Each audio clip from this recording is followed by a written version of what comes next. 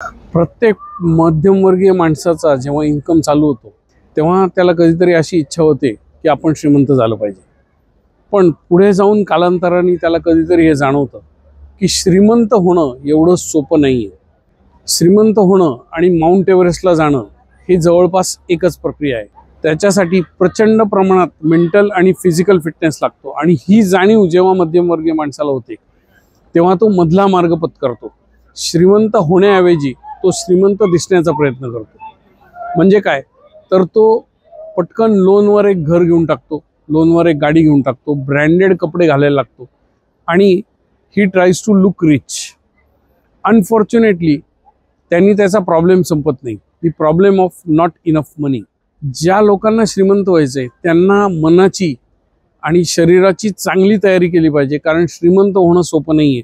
But श्रीमंत झाल्यावर जे आयुष्य सोपं होतं त्याच्यासारखी दुसरी गोष्ट पण नाहीये।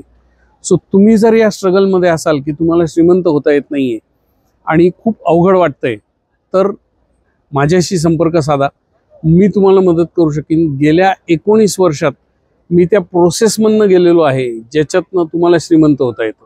संपूर्णपणे पॅसिव्ह इन्कमवर मी 100 दिवस युरोपमध्ये वेकेशन अफोर्ड करू शकतो। याचं कारण मी काही प्रोसेस फॉलो केली आहे आणि त्याच्यामुळे मी श्रीमंत झालोय आणि त्या पॅसिव्ह इन्कमवर मी माझं आयुष्य माझ्या मनाप्रमाणे जगू शकतो। तुम्हाला जर असं आयुष्य जगायचं असेल तर तुमच्या स्क्रीनवर जो नंबर दिसतोय तिथे संपर्क साधा, मी तुमची मदत करीन। Right now I am in Bologna, Italy, and I am enjoying my 100 days vacation in Europe. You check out whether you want to be rich.